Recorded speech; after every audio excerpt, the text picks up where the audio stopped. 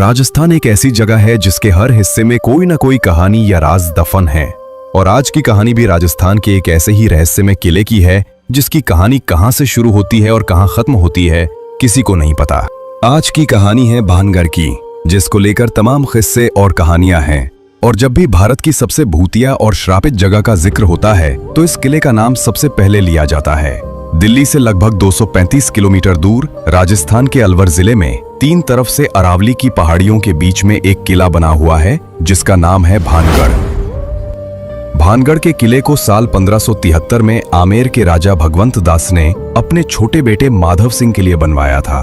जब ये किला बनकर तैयार हुआ तो ये बहुत ही आबाद और खुशहाल हुआ करता था और उस वक्त भानगढ़ में 9000 से भी ज्यादा लोग रहते थे।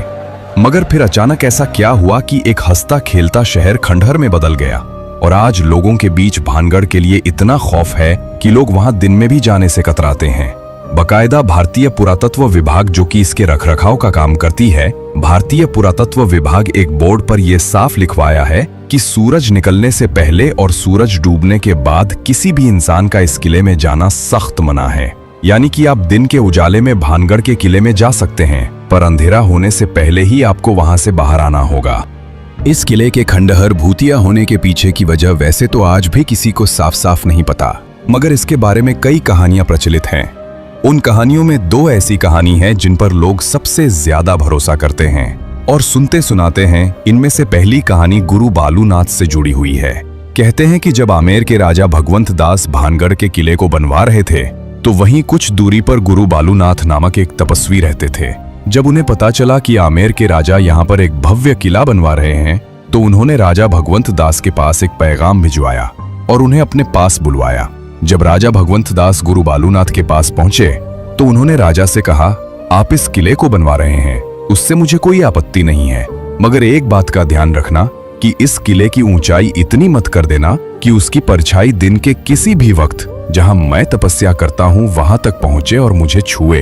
उन दिनों जितने भी साधु संत और महात्मा हुआ करते थे सभी बहुत सिद्ध हुआ करते थे और सभी का बहुत आदर किया जाता था। उनकी कही किसी भी बात को हल्के में नहीं लिया जाता था। इसलिए राजा भगवंत दास ने गुरु बालूनाथ की बात को सुनने के बाद ठीक वैसा ही किया और भानगढ़ किले के किसी भी भाग की ऊंचाई इतनी नहीं रखवाई कि उसकी परछाई गुरु बालूनाथ तक पहुंच सके। गुरु बालूनाथ के इस बात का ख्याल अगली 2 पीढ़ियों तक रखा गया, मगर कहते हैं कि जब तीसरी पीढ़ी ने भानगढ़ की गद्दी संभाली तो उन्होंने इस बात को नजरअंदाज कर दिया और गुरु बालूनाथ की दी हुई चेतावनी को अनसुना कर दिया। इसके बाद उन्होंने भानगढ़ के किले को और ऊंचा करवा दिया, जिसकी वजह से उस किले की परछाई गुरु बालूनाथ तक पहुंच गई। जब भानगढ़ किले की परछाई ने गुरु बालूनाथ को छुआ तो उन्हें बहुत गुस्सा आया और उसी वक्त उन्होंने भानगढ़ को श्राप दिया कि भानगढ़ तबाह हो जाएगा। कहते हैं कि गुरु बालूनाथ के इसी श्राप के बाद भानगढ़ पर मुसीबत टूटी और पूरा भानगढ़ तबाह हो गया। इसके अलावा यह भी कहा जाता है कि 1783 में जो चालीसा अकाल आया था, जिसमें मरने वालों का आंकड़ा करोड़ों में था, वो अकाल गुरु बालूनाथ के शाप की वजह से ही आया था, जिसने भानगढ़ समेत पूरे उत्तर भारत के करोड़ों लोगों को भूखा मरने पर मजबूर कर दिया। बाद में ऐसा नहीं है कि किसी और ने वहां बसने की कोशिश नहीं की। कई लोगों ने भानगढ़ में बसना चाहा और कई लोगों ने वहां नए मकान बनाने की कोशिश भी की, मगर कहते हैं कि जो भी वहां मकान बनाता है उसकी छत कभी नहीं टिकती और हमेशा गिर जाती है। लोगों का मानना है कि ये सब शापित होने की वजह से ही होता है। अब दूसरी कहानी जिस पर लोग सबसे ज्यादा विश्वास करते हैं वो कहानी एक राजकुमारी से जुड़ी है। कहते हैं कि एक वक्त जब भानगढ़ बहुत ही आबाद और खुशहाल हुआ करता था तब इस किले के महल में एक राजकुमारी रहती थी जिनका नाम था रत्नावती। राजकुमारी रत्नावती बेहद ही खूबसूरत थीं और उनकी सुंदरता के चर्चे दूर दूर तक फैले हुए थे। आए दिन बड़े बड़े राजाओं की शादी के न्योते आते रहते थे। मगर इन राज्यों के अलावा एक और शख्स जो राजकुमारी रत्नावती का दीवाना था, उसका नाम था सिंधिया। सिंधिया एक तांत्रिक था और जब से उसने राजकुमारी रत्नावती को देखा तभी से वो उसके ऊपर बुरी तरह फिदा हो गया था। अब वो किसी भी तरह राजकुमारी रत्नावती को पाना चाहता था, मगर उसे पता था कि वो सीधे तरीके से कभी भी राजकुमारी को नहीं पा सकता, क्योंकि कहां और संसार में रहने वाला एक तांत्रिक और कहां महलों में रहने वाली राजकुमारी। इसलिए उसने राजकुमारी रत्नावती को हासिल करने के लिए दूसरा तरीका ढूंढ निकाला और अब बस सही मौके की फिराक में लग गया। एक दिन आखिरकार उसे ये मौका मिल ही गया। उस दिन राजकुमारी रत्नावती की एक दासी भानगढ़ के बाजार में आई। दरअसल वो राजकुमारी के लिए बालों में लगाने वाला तेल खरीदने आई थी। तांत्रिक सिंधिया किसी ऐसे ही मौके की तलाश में था। जब वो दासी तेल खरीद कर वापस जाने लगी तो तांत्रिक सिंधिया ने उसे किसी बहाने से रोक लिया।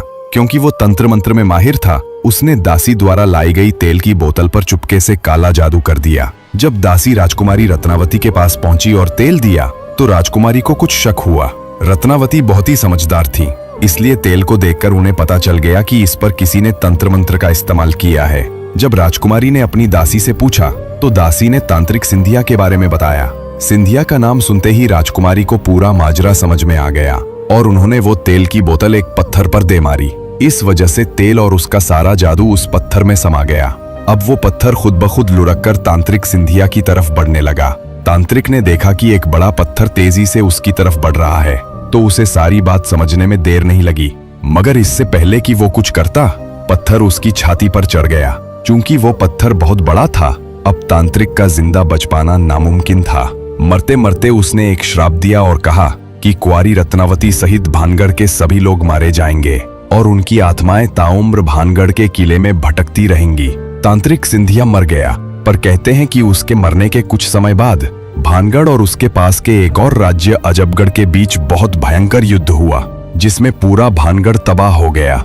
इस लड़ाई में अजबगढ़ की सेना पूरे भानगढ़ में कत्लेआम मचा गई, जिसमें रानी रत्नावती सहित कई लोग मारे गए।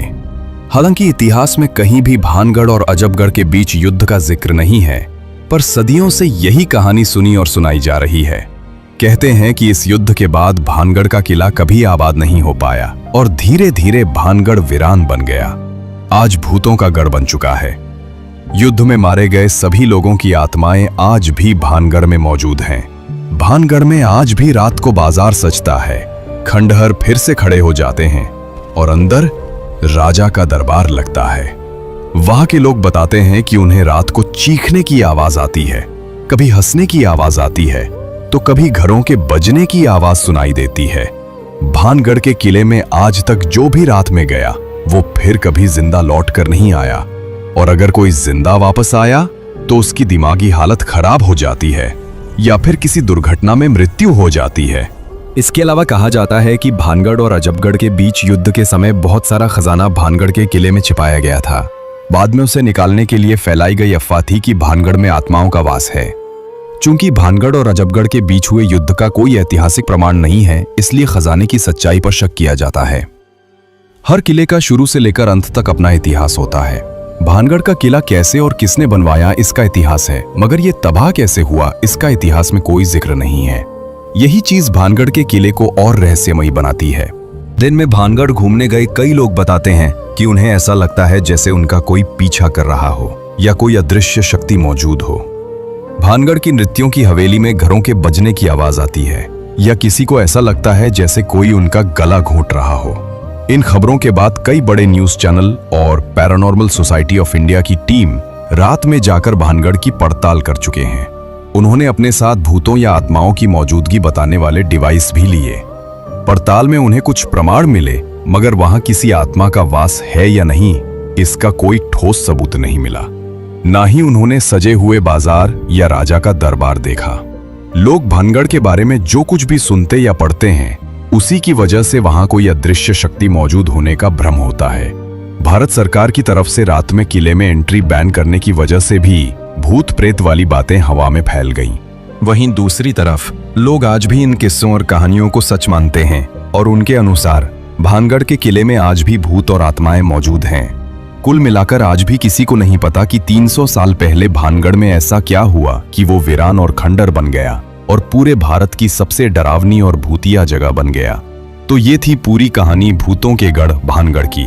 मुझे उम्मीद है कि आपको मेरी जानकारी जरूर पसंद आई होगी।